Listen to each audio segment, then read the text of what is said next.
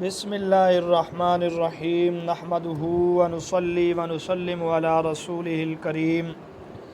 السلام علیکم ناظرین سامعین، تقابل ادیان میں بدھ مت کے موضوع پر ایک اہم لیکچر کے ساتھ آپ کی خدمت میں مدثر اقبال حاضر ہے۔ یہ لیکچر انتہائی اہم سوالات پر مشتمل ہوگا اور ہماری کوشش یہ ہوگی کہ بدھ مت کے متعلق ہم اپنے لیکچرز کو 2 حصوں میں یا زیادہ سے زیادہ 3 حصوں کے اندر ہی ختم کر دیں۔ چنانچہ بدھ مت سے پہلے جو حالات تھے ہندوستان کے مذہبی، ہر قسم کی شرک ان میں پائی جاتی تھی، مظاہر پرستی، کثرت پرستی، فرضی دیوتا، اس قسم کے حالات تھے مذہبی لحاظ سے، اور اخلاقی حالت اس قدر گری ہوئی تھی کہ اخلاق نام کی کوئی چیز نہ تھی۔ مذہب کے نام پہ زناکاری اور جنسی آزادی تھی، اور مذہب کے نام پہ زناکاری کو بھرمیں چکر بولا جاتا تھا، یہاں تک کہ جنسی اعضاء تک کی پوجا پاٹ کی جاتی تھی، اور معاشرتی زندگی ذات پات، اونچ نیچ وغیرہ میں تقسیم۔ خود ہندو ادب اور ہندو مذہب کے مطابق 4 ذاتیں تھیں یا 4 ورن تھے۔ بہرحال یہ میں نے صرف مختصر طور پہ آپ کو بتلایا ہے۔ اگلا ہمارا سوال یہ ہے، دنیا کی مذہبی تاریخ میں کون سی صدی اہمیت کی حامل ہے؟ تو دنیا کی تاریخ میں 6 صدی قبل مسیح اہمیت کی حامل صدی ہے، کیونکہ اس صدی میں بدھ مت بھی پیدا ہوا تھا اور جین مت کا رہنما مہاویر بھی اسی صدی میں پیدا ہوا تھا۔ اگلا سوال یہ ہے، گوتم بدھ کے والد شاکیہ قبیلہ کے سربراہ تھے، والد کا نام کیا تھا؟ تو والد کا نام سدھودن تھا یا سدھونا تھا۔ اگلا سوال، شاکیہ جمہوریت کس بادشاہت کی باج گزار تھی؟ تو کوشالہ بادشاہت کی یہ باج گزار تھی شاکیہ ریاست۔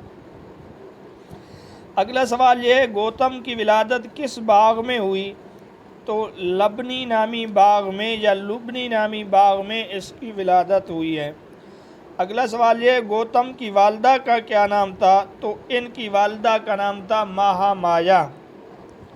اگلا سوال یہ ہے، گوتم کی والدہ عمر کے کس حصے میں تھیں جب گوتم پیدا ہوا؟ تو جواب یہ ہے 45 سال کی تھیں تب یہ حاملہ ہوئیں۔ اگلا سوال یہ ہے، گوتم کی والدہ کب فوت ہوئی؟ تو جواب یہ ہے جب گوتم 7 دن کا تھا کہ اس کی والدہ فوت ہو گئی۔ اگلا سوال، گوتم کی پرورش اس کی خالہ نے کی جو سدھودن کی دوسری بیوی تھی، جس کا نام تھا، تو اس کا نام تھا مہا پرجاپتی۔ یہ اس کی خالہ کا نام تھا جو اس کے والد سدھودن کی دوسری بیوی تھی۔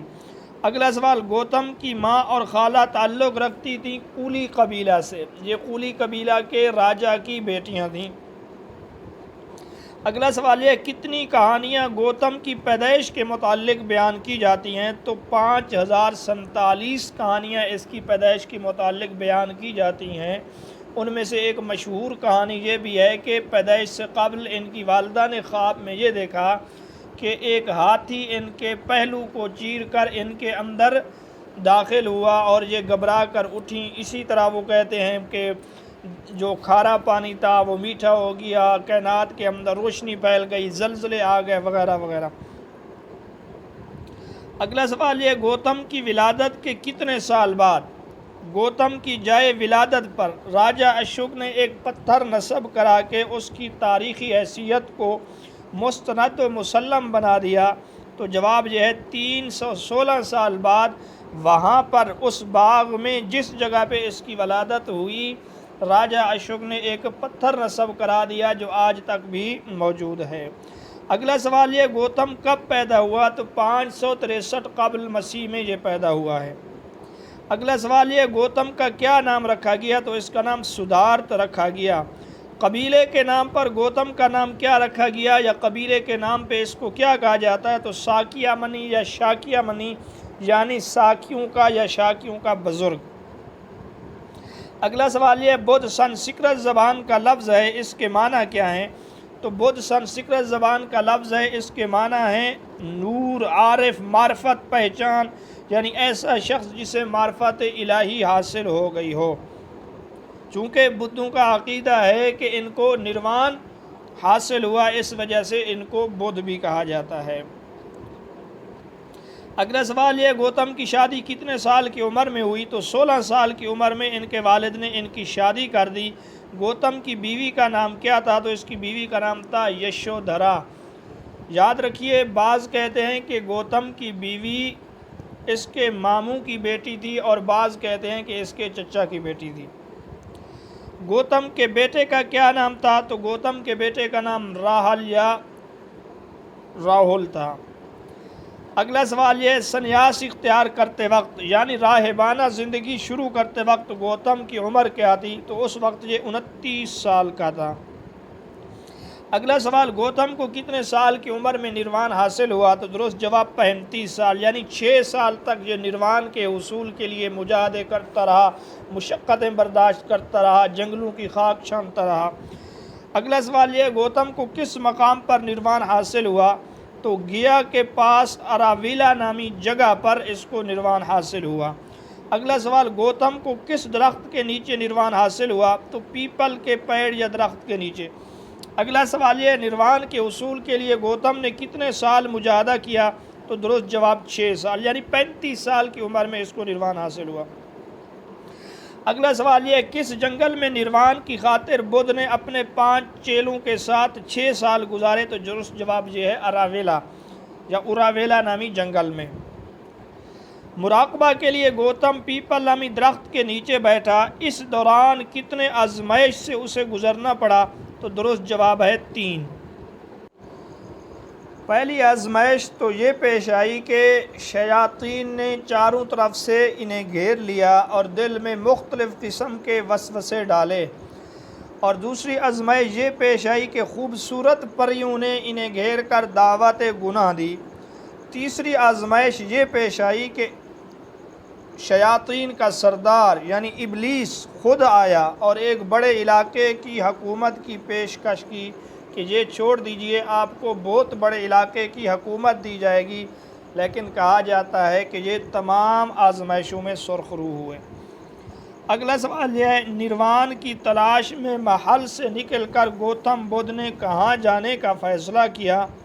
تو اس کا جواب یہ ہے راج گریا نامی جگہ، جو 5 پہاڑیوں سے گرا ہوا تھا، نیز بڑے بڑے سادھو، بڑے بڑے اس دور کے راہب یا اس دور کے چلا کشی کرنے والے لوگ ان پہاڑوں کے غاروں میں رہتے تھے۔ اگلا سوال ہمارا یہ ہے کہ گوتم بدھ سب سے پہلے کس عالم سے ملا؟ یعنی راج گریا پہنچ کر کس عالم سے اس کی ملاقات ہوئی اور اس سے تعلیم حاصل کی، مگر تسلی نہ ہوئی تو اس کو چھوڑ دیا؟ تو اس عالم کا نام تھا الارا کلاما۔ الارا کلاما نامی عالم کے پاس پہنچا، کیونکہ بدھ نے سوچا کہ ریاضتوں کے حصول سے، مجاہدوں اور مشقتوں کے حصول سے پہلے علم حاصل کرے، تو علم حاصل کرنے کے لیے سب سے پہلے الارا کلاما کے پاس پہنچا۔ اگلا سوال یہ، دوسرا عالم جس سے گوتم علم حاصل کرنے لگا تو اس کا نام تھا ادار کرام پتر۔ ادار کرام پتر یا پتر اس قسم کا نام تھا، اس سے اس نے علم حاصل کیا، لیکن یہاں بھی استفادہ تو کیا، لیکن اس کی جستجو کا حل مکمل طور پہ اس کو یہاں پر بھی نہیں ملا۔ اگلا سوال یہ، گوتم کا انتقال کتنے سال کی عمر میں ہوا؟ تو راجح قول یہ ہے 80 سال کی عمر پا کے یہ فوت ہوا، بعض کہتے ہیں 82 سال کی عمر میں فوت ہوا۔ گوتم کا انتقال کس مقام پہ ہوا؟ تو کہا جاتا ہے کس نارا نامی یا کٹ نارا نامی جگہ پہ اس کا انتقال ہوا۔ اگلا سوال یہ، موت کے بعد گوتم کی میت کو کس طرح دفن کیا گیا؟ تو کہتے ہیں اس کے جسم کو جلا دیا گیا، ان کی ہڈیوں کو 10 مختلف مقامات پر دفن کر دیا گیا۔ اگلا سوال یہ، اس 10 مقامات پر گنبد بنائے گئے، ان کو بدھ مت میں اسٹوپا کہا جاتا ہے۔ تو کل 10 اسٹوپے ہیں جہاں پر بدھ مت کی ہڈیاں دفن کی گئی ہیں۔ اگلا سوال یہ 1959 میں پشاور کے علاقے میں جب ایک اسٹوپا کھولا گیا تو شیشے کے ایک برتن سے کل کتنی ہڈیاں برآمد ہوئیں؟ تو جواب یہ ہے وہاں سے 3 ہڈیاں برآمد ہوئیں۔ اگلا سوال یہ گوتم کے شاگرد جو بھگشو تھے ان کی جماعت کس نام سے مشہور تھی؟ تو سنگھ کے نام سے مشہور تھی۔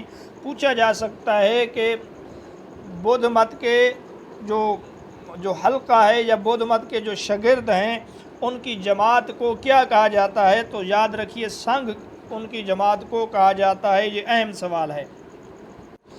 اگلا سوال یہ گوتم بدھ کے شاگرد 2 طرح کے تھے، ایک دنیا دار، ان کو کیا کہا جاتا تھا، جبکہ دوسرے بھکشو تھے۔ یعنی گوتم بدھ سے تعلیم حاصل کرنے والے ایک تو وہ لوگ تھے جو مکمل طور پہ ترک دنیا کر چکے تھے، راہبانہ زندگی گزارنا چاہتے تھے، ان کے شرائط علیحدہ تھے، ان کی زندگی کا طریقہ کار ان کی زندگی کے طریقہ کار سے مختلف ہے، تو ان کو بھکشو کہا جاتا تھا۔ جبکہ جو دنیا دار ہوتے ہوئے نروان کو حاصل کرنا چاہتے تھے ان کو اپاسک کہا جاتا تھا۔ یاد رکھیے سوال یوں بھی پوچھا جا سکتا ہے اپاسک کس مذہب کی اصطلاح ہے؟ تو جواب ہوگا بدھ مت۔ یوں بھی پوچھا جا سکتا ہے اپاسک سے مراد بدھ مت کا کون سا فرقہ ہے؟ تو جواب ہوگا اقتصادی یا دنیا داری کے معاملات چلانے والے لوگ یا دنیا دار لوگ۔ اگلا سوال یہ بدھ مت کی بنیاد یا بدھ مت میں کتنی عظیم سچائیاں اساسی بنیادی حیثیت رکھتی ہیں؟ انتہائی اہم سوال ہے۔ تو بدھ مت میں 4 عظیم سچائیاں ہیں۔ سوال یوں بھی پوچھا جا سکتا ہے کس مذہب کی بنیاد 4 عظیم سچائیوں پر ہے؟ تو 4 عظیم سچائیوں پر جس مذہب کی بنیاد ہے وہ ہے بدھ مت۔ اگلا سوال یہ ہے وہ 4 عظیم سچائیاں کیا کہلاتی ہیں؟ تو آرین ستیہ کہلاتی ہیں۔ آرین ستیہ بدھ مت کی اصطلاح ہے۔ آرین ستیہ سے مراد 4 عظیم سچائیاں ہیں۔ اگلا سوال یہ ہے گوتم نے نروان حاصل کرنے کے بعد اپنے مذہب کی تبلیغ کے لیے پہلی تقریر کس مقام پر کی؟ تو درست جواب ہے سارناتھ نامی شہر میں ہرن باغ یا ہرن بن میں انہوں نے سب سے پہلی تقریر کی، جبکہ ان کی تقریر کو سننے والے اس کے 5 چیلے تھے جن کے ساتھ اس نے وہی 6 سال گزارے تھے جو اس کو چھوڑ بھی گئے تھے۔ تو بہرحال یہاں یاد رکھنے کی چیز یہ ہے کہ انہوں نے سب سے پہلی تقریر جو کی وہ سارناتھ نامی شہر میں ہرن باغ میں کی ہے۔ اگلا سوال یہ ہرن بن یا ہرن باغ بنارس سے کس جانب واقع ہے؟ تو یہ شمال کی جانب واقع ہے۔ سوال میں یہ بھی پوچھا جا سکتا ہے گوتم کی پہلی تقریر کس زبان میں تھی یا کس زبان میں ہے؟ تو پالی زبان میں پہلی تقریر جو انہوں نے کی یہ پالی زبان میں ہے۔ اگلا سوال یہ گوتم کی یہ پہلی تقریر کس کتاب میں ہے؟ تو اس کتاب کا نام یوں ہے دھما چکا پوتنا سوتا، یعنی کتاب گردش چرخ مذہب اس کا نام ہے، یہ پالی زبان میں ہے۔ تو چونکہ آپ کو بتایا تھا گوتم بدھ مت میں 4 عظیم سچائیاں بنیادی حیثیت رکھتی ہیں، ان میں پہلی عظیم سچائی یا پہلی عظیم حقیقت کون سی ہے؟ تو یاد رکھیے دکھ۔ ان 4 عظیم سچائیوں میں سب سے پہلی عظیم حقیقت یا سچائی دکھ ہے، یعنی زندگی کی اصل حقیقت یہی دکھ ہے۔ مقصد اس کا یہ بھی ہے کہ زندگی جو ہر انسان کو بڑی خوبصورت لگتی ہے، اس میں درد و غم ہمیشہ کے لیے اور خوشی ایک پرندے کی طرح ہے جو انسانی زندگی کے درخت پر بس گھڑی 2 گھڑی کے لیے بیٹھتا ہے۔ تو اس زندگی کے دکھ میں پیدا ہونے کا دکھ، بچپن کا، جوانی کا، اسی طرح اولاد کی پرورش کا، بڑھاپے کا اور اس کے بعد موت کا۔ تو بدھ مت میں سب سے پہلی عظیم سچائی دکھ ہے۔ اگلا سوال یہ بدھ مت میں دکھ کی کتنی قسمیں بتائی گئی ہیں؟ تو دکھ کی بدھ مت میں 3 قسمیں بتائی گئی ہیں۔ ایک ہے دکھ دکھاتا، یعنی دکھ اپنی عمومی مظاہر میں جسے ہر کوئی محسوس کر سکتا ہے، اور دوسرے نمبر پر ہے سمکھارا دکھاتا، یعنی زندگی میں کسی مستقل عنصر کے بغیر ایک سلسلہ علت و معلول کی پابند نمود کے سبب سے جو دکھ ہو۔ اور تیسرے کا نام ہے وپارینا ما دکھاتا، یعنی زندگی کی بے ثباتی اور تغیر پذیری کے سبب سے جو دکھ ہو۔ بہرحال یہ دکھ کی جو آخری دو قسمیں ہیں یہ فلسفیانہ بنیاد سے متعلق ہیں، صرف نام بتلانے کے لیے آپ لوگوں کو یہ چیزیں دکھلائی گئی ہیں۔ اگلا سوال یہ، گوتم کے نزدیک کائنات کی تمام اشیاء کتنے مرکبات پر مبنی ہیں؟ تو کائنات کی تمام اشیاء 5 مرکبات پر مبنی ہیں، یعنی 5 چیزوں سے مل کر بنی ہیں۔ ان 5 مرکبات میں پہلا ہے مادہ، یہ ہوا، پانی، مٹی اور آگ کے علاوہ اور کتنے اشیاء پر مشتمل ہے؟ 24 اشیاء پر مشتمل ہے۔ جبکہ دوسرے نمبر پر ہے قوت احساس، تیسرے نمبر پر ہے قوت تمییز اور چوتھے نمبر پر ہے قوت فکر اور تصور، جبکہ 5ویں نمبر پر ہے قوت شعور۔ تو کائنات ان 5 چیزوں سے گوتم بدھ کے نزدیک مرکب ہے۔ نمبر 1 مادہ، نمبر 2 قوت احساس، نمبر 3 قوت تمییز، نمبر 4 قوت فکر اور تصور اور نمبر 5 قوت شعور۔ اگلا سوال یہ، 5 چیزوں میں دوسری چیز جسے قوت احساس ہے اس کو کیا نام دیا جاتا ہے؟ اسے ویدنا کھنڈا کا نام دیا جاتا ہے۔ تیسری چیز قوت تمیز ہے، اس کا نام ہے سانا کھنڈا۔ چوتھی چیز قوت فکر اور تصور ہے، اس کا نام ہے سمکھارا کھنڈا۔ اور آخری مرکب قوت شعور ہے، اس کا کیا نام ہے؟ اس کا نام ہے ونانا کھنڈا۔ بہرحال یہ 5 چیزیں آپ یاد رکھیں کہ بدھ مت کے نزدیک کائنات کی تمام اشیاء 5 مرکبات پر مبنی ہیں۔ تو پہلی عظیم سچ جس کا تذکرہ گزر چکا ہے وہ بدھ مت میں ہے دکھ۔ دوسری عظیم سچائی کیا ہے؟ دوسری عظیم سچائی ہے سبب دکھ۔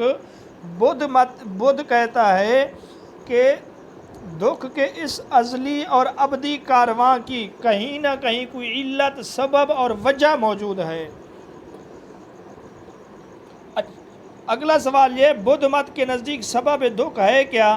تو بدھ مت کہتا ہے سبب دکھ جو ہے خواہش ہے، آرزو ہے، طلب ہے۔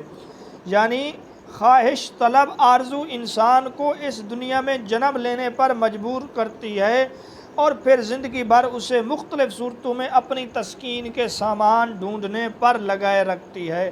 بہرحال پہلی عظیم سچائی دکھ اور دوسری عظیم سچائی یہ ہے سبب دکھ، یعنی دکھ کیوں ہے، دکھ کی وجہ کیا ہے؟ تو وہ ہے خواہش، آرزو اور طلب۔ سنسکرت میں ان تینوں کے نام کس طرح ہیں؟ تو ترشنا، پالی اور تنہا، یہ اس کے نام ہیں۔ یعنی خواہش کو وہ ترشنا کہتے ہیں، آرزو کو وہ پالی کہتے ہیں، جبکہ طلب کو وہ تہنا کہتے ہیں۔ اگلا ہمارا سوال ہے، تیسری عظیم سچائی کون سی ہے؟ تو تیسری عظیم سچائی ہے انسداد دکھ، یعنی دکھوں کا مداوع اور استئصال اور خاتمہ ممکن ہے۔ اور یہی چیز ہے کہ انسان جنم اور مرنے کے چکر سے ہمیشہ کے لیے نجات پا کر نروان کی منزل حاصل کر سکتا ہے۔ تو بدھ کہتا ہے جس طرح دکھ ایک حقیقت ہے اور سبب دکھ ایک حقیقت ہے، اسی طرح دکھ کا مداوع، دکھ کا خاتمہ بھی ایک حقیقت ہے اور یہ ممکن ہے۔ اگلا ہمارا سوال ہے کہ بدھ مت میں چوتھی عظیم سچائی کون سی ہے؟ اس جواب یہ ہے اشٹانگ مارگ یا اسٹانگ مارگ، یعنی 8 پہلو راستہ۔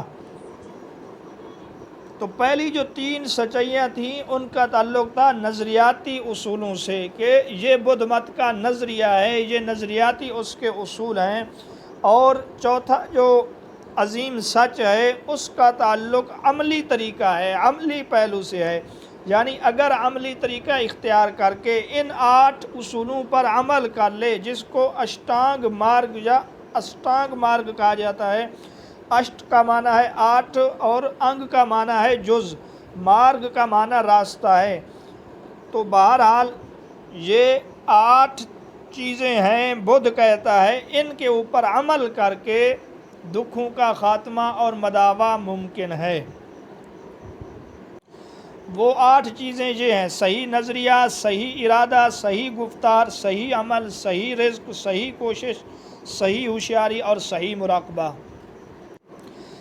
اگلا ہمارا سوال ہے بدھ مت میں 5 شیل سے کیا مراد ہے؟ تو 5 شیل سے مراد 5 اخلاقی اصول جس کا اقرار اور عہد بدھ مت کے ہر پیرو کو کرنا ضروری ہے، چاہے اس کا تعلق بھکشو سے ہو، چاہے اس کا تعلق اپاسک سے ہو۔ تو جو 5 اخلاقی اصول ہیں ان کو وہ 5 شیل کہتے ہیں۔ اگلا سوال یہ ہے گوتم بدھ نے اپنے زمانے کے مطابق کتنے پیشوں سے کمائی ہوئی روزی کو حرام قرار دیا ہے؟ تو جواب یہ ہے 5 پیشوں سے کمائی کو اس نے حرام قرار دیا، یا یوں بھی سوال بن سکتا ہے کتنے پیشے بدھ مت میں ممنوع ہیں؟ تو 5 پیشے ممنوع ہیں۔ نمبر 1 اسلحہ بیچنا، نمبر 2 غلام کی خرید و فروخت، نمبر 3 گوشت فروخت کرنا، نمبر 4 شراب کی خرید و فروخت، اور نمبر 5 زہر فروخت کرنا۔ یہ 5 کاروبار بدھ مت میں منع ہیں۔ اگلا سوال ہے بدھ مت میں صحیح مراقبہ کی راہ میں حامل رکاوٹیں کتنی ہیں؟ حامل رکاوٹوں کو نوارنا بھی کہا جاتا ہے جن کا دور کرنا ضروری ہے۔ تو مراقبہ کی راہ میں حائل رکاوٹیں 5 ہیں: نفسانی خواہش، عداوت و بغض، سستی اور کاہلی، فکری اور دماغی پریشانی، شک اور بے یقینی۔ یہ 5 چیزیں ایسی ہیں وہ کہتے ہیں ان کو دور کرنا ضروری ہے۔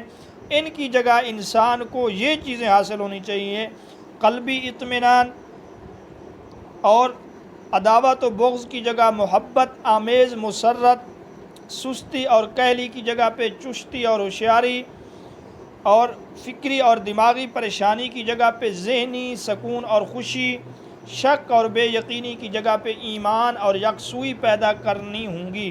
اگر یہ چیزیں ہوں گی تو تب اس کو مراقبہ حاصل ہوگا، ورنہ مراقبہ اس کے لیے بیکار اور فضول ہے۔ اگلا سوال یہ روایتی اعتبار سے صحیح مراقبہ کی مکمل کیفیت تک پہنچنے کے لیے کتنے مدارج سے ان کو گزرنا ہوتا ہے؟ تو 3 مدارج سے۔ نمبر 1 کہ جو مراقبہ کر رہا ہے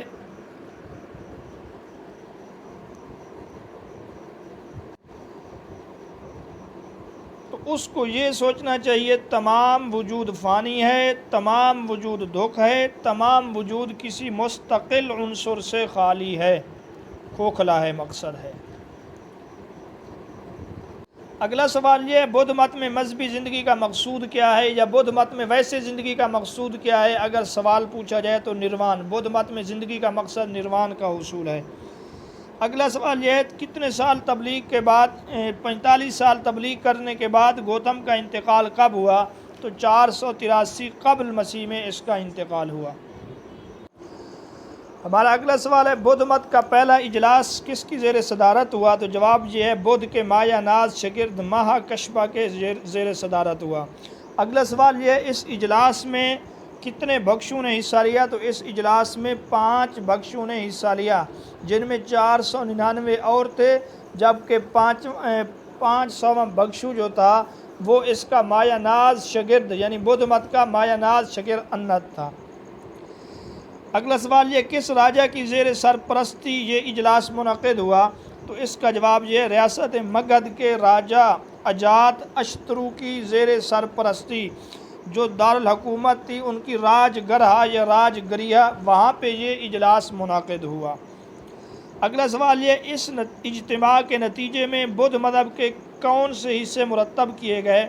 تو 2 حصے مرتب کیے گئے، ایک حصے کو ونایا کہتے ہیں یعنی شرعی قوانین ان کے مذہب کے مطابق، اور دوسرے حصے کو دھما کہتے ہیں یعنی دینیات۔ تو یہ 2 حصے بدھ مت کے اجلاسوں میں سے پہلے اجلاس میں مرتب کیے گئے۔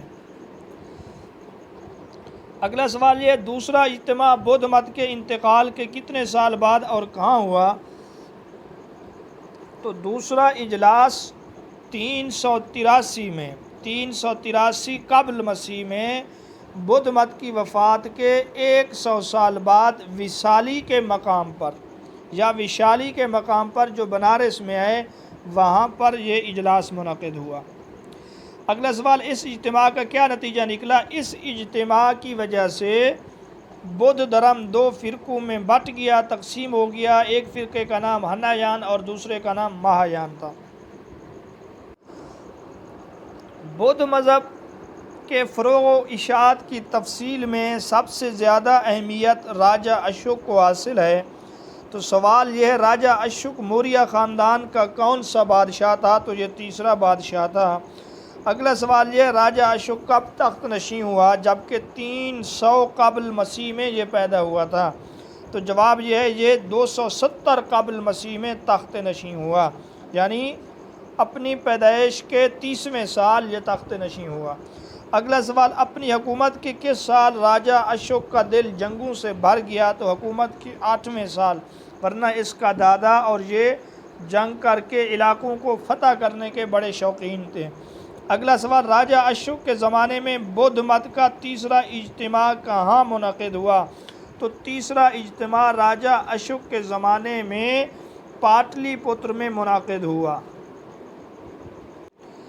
اگلا ہمارا سوال یہ ہے، اجتماع میں اتفاقی طور پر بدھ کی خالص تعلیمات کتنے مجموعے میں مرتب کیے گئے؟ تو جواب یہ ہے 3، جن کو تری پتاکا یا تری پتاکا بھی کہا جاتا ہے۔ ان سے مراد 3 ٹوکریاں ہیں۔ اگلا سوال یہ، راجہ اشوک کب فوت ہوا؟ تو 232 قبل مسیح میں راجہ اشوک فوت ہوا، یعنی 300 میں پیدا ہوا، 270 میں بادشاہ بنا، پھر اس نے بدھ مذہب کو بھی قبول کر لیا اس سے متاثر ہو کر، اور پھر 232 قبل مسیح میں یہ فوت ہو گیا۔ اگلا سوال یہ، راجہ اشوک کے بیٹے کا کیا نام تھا؟ تو راجی قول کے مطابق مہندرا اس کا بیٹا تھا، جبکہ بعض کتابوں میں یہ بھی درج ہے کہ مہندرا جو تھا اس کا بھائی تھا۔ اگلا سوال، لنکا میں یعنی سری لنکا میں بدھ مذہب کیسے پہنچا؟ تو راجہ اشوک نے اپنا بیٹا مہندرا اور بیٹی سنگھ مترا کو تبلیغ کے لیے لنکا بھیجا۔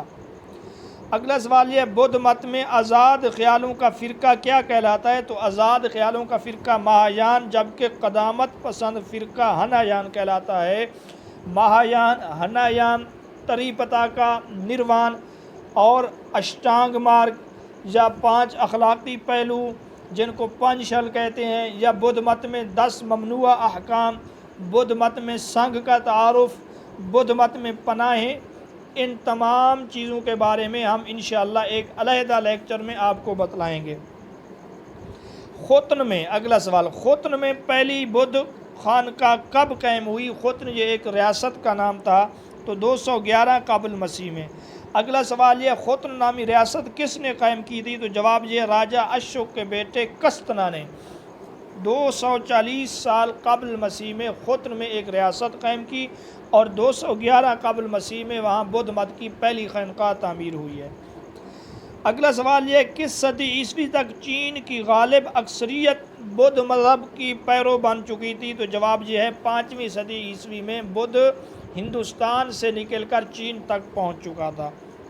چین کے کس شہنشاہ نے بدھ مذہب قبول کیا؟ تو شہنشاہ کا نام تھا ہیسو منگٹی، اس نے بدھ مذہب کو قبول کر لیا۔ اگلا سوال یہ ہے، شہنشاہ ہیسو منگٹی کتنے بدھ بھکشو چین لایا؟ تو یہ 2 بدھ بھکشو ہندوستان سے چین لے کر آیا، جن کی تبلیغ سے چین والے لوگ بدھ مذہب میں داخل ہو گئے۔ اگلا سوال یہ ہے، اس بادشاہ کے زمانے میں بدھ کے تبرکات کن گھوڑوں پر چین لائے گئے؟ تو سفید گھوڑوں پر۔ یہی وجہ ہے اس یاد میں بادشاہ نے جو مندر تعمیر کیا وہ کس نام سے مشہور ہوا؟ وہ سفید گھوڑوں کے نام سے مشہور ہوا، اور یہ مندر جو تھا چین کے دارالحکومت اس دور میں لویانگ کے پاس اس نے بدھ مت کا ایک مندر بنایا۔ بدھ مت چین سے کوریا کب پہنچا؟ تو سوال یہاں یہ بھی بن سکتا ہے، کوریا میں جو بدھ مت کس واسطے سے یا کس ملک سے پہنچا ہے؟ تو یاد رکھیے چین سے۔ تو 4 صدی عیسوی کے اواخر میں بدھ مت چین سے ہو کر کوریا تک پہنچ چکا۔ سوال یہ اس زمانے میں کوریا کتنے بادشاہتوں میں بٹا ہوا تھا؟ تو اس زمانے میں کوریا 3 بادشاہتوں میں بٹا ہوا تھا۔ جاپان میں بدھ مت کا تعارف کوریا کے کتنے سال بعد ہوا؟ تو 200 سال بعد 552 سے لے کر 575 عیسوی کے درمیان یہ مذہب جاپان تک پہنچ چکا تھا۔ جاپان کے کس بادشاہ نے بدھ مذہب قبول کیا؟ تو اس بادشاہ کا نام تھا شوٹو کویشی نامی بادشاہ۔ اس نے بدھ مذہب کو قبول کیا۔ اس نے مذہب کی اشاعت کے لیے زبردست کوششیں کی ہیں۔ اگلا سوال، تبت کے کس بادشاہ نے 7ویں صدی عیسوی میں ہندوستان سے علمی اور تہذیبی روابط قائم کیے؟ تو اس بادشاہ کا نام تھا سرون تبسان سگامپو۔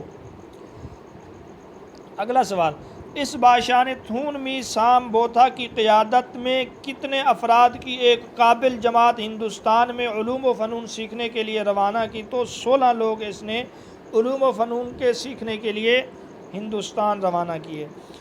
اگلا سوال، اس بادشاہ نے تبتی گرامر پر کتنی کتابیں لکھی؟ تو 8 کتابیں اس نے تبتی گرامر پر لکھی ہیں۔ اگلا سوال، تبت کا مقامی مذہب کون سا تھا؟ تو تبت کا مقامی مذہب بون تھا۔ اگلا سوال، بون مذہب کے علماء سے مقابلے کے لیے 8ویں صدی میں بادشاہ نے ہندوستان سے بدھ مت کے کس عالم کو تبت بلوایا؟ مناظرے ہوئے جہاں پر بون مذہب والے لوگ ہار گئے، تو اس کا نام تھا پدم سمبھاوا۔ یہ عالم ہندوستان سے تبت میں گیا اور تبتی بون مذہب کے علماء کو اس نے مناظروں میں شکست دی۔ اگلا سوال یہ، تبت میں بدھ مت کے سب سے بڑے عالم کو کیا کہتے ہیں؟ تو یاد رکھیے اس کے سب سے بڑے عالم کو دلائی لاما کہتے ہیں۔ اگلا سوال، چین کا پہلا منگول حکمران قبلئی خان کس مذہب میں حلقہ بگوش ہوا؟ تو یہ تبتی بدھ مت۔ چین کے بعد منگول حکمرانوں میں سب سے پہلے قبلئی خان نے اس مذہب کو قبول کیا۔ بدھ مت برما میں کیسے پہنچا؟ تو برما کے بادشاہ انیرودھا نے 10ویں صدی عیسوی میں بدھ مذہب کو قبول کیا۔ تھائی لینڈ اور کمبوڈیا کا سرکاری مذہب بدھ 14ویں صدی عیسوی میں بن گیا۔ اگلا سوال، انڈونیشیا میں اسلام کی اشاعت کب شروع ہو چکی تھی؟ 10ویں صدی عیسوی میں اسلام کی اشاعت انڈونیشیا میں شروع ہو چکی تھی۔ اگلا سوال یہ، دنیا کا قدیم ترین درخت کہاں موجود ہے؟ اہم سوال یہ ہے۔ تو انورادھا نامی جگہ جو لنکا کا قدیم پایہ تخت ہے وہاں پہ یہ قدیم ترین درخت موجود ہے۔ یہ درخت 2000 سال سے بھی پرانا ہے۔ اگلا سوال یہ، پیپل کے درخت کا قلم اشوک کی طرف سے کون تحفتاً لنکا لے کر گئی؟ تو جواب یہ ہے اشوک کی بیٹی سنگھمترا اس درخت کو لے کر، اس کے قلم کو لے کر لنکا گئی، وہاں پہ اس درخت کو لگایا گیا جو آج دنیا کا قدیم ترین درخت ہے۔ اگلا سوال یہ، مہندرا جس زمانے میں لنکا گیا اس وقت لنکا میں کس کی حکومت تھی جس نے بدھ مذہب قبول کر لیا؟ تو جواب یہ ہے دیوا نام بپاتیسا نامی شخص کی حکومت تھی جس نے بدھ مذہب کو قبول کر لیا۔ تو ناظرین سامعین، یہ تھے آج کے اہم سوالات بدھ مذہب کے بارے میں، جہاں بدھ مذہب کا ہم نے آپ کو تعارف بھی کروایا، بدھ مت کے حالات بھی بتلائے، اس کو نروان کیسے حاصل ہوا، کتنے سال اس نے مراقبہ کیا، اور پھر اس کے مذہبی تعلیمات کس اجلاس میں منعقد ہوئے، کس نے اس کے مذہب کو آگے پھیلایا، کن کن ملکوں میں یہ مذہب کب کب پہنچا۔ تو انشاءاللہ ہمارا اگلا لیکچر جو ہوگا وہ بدھ مت کے جو کتابیں ہیں جن کو تری پتاکا کہا جاتا ہے، وہ کس کتاب میں کس چیز کا ذکر ہے، اسی طرح جو بدھ مت کے 2 فرقے ہیں ان فرقوں کے مذاہب کیا ہیں، ان کی تعلیمات کیا ہیں، کون سا فرقہ کس کتاب کو مانتا ہے، بدھ مذہب میں نروان کا کیا مطلب ہے، اور جو دیگر چیزیں اس لیکچر کے اندر رہ گئی ہیں بدھ مت کے متعلق، انشاءاللہ اگلے لیکچر کے اندر یہ تمام چیزیں آپ کے سامنے آ جائیں گی۔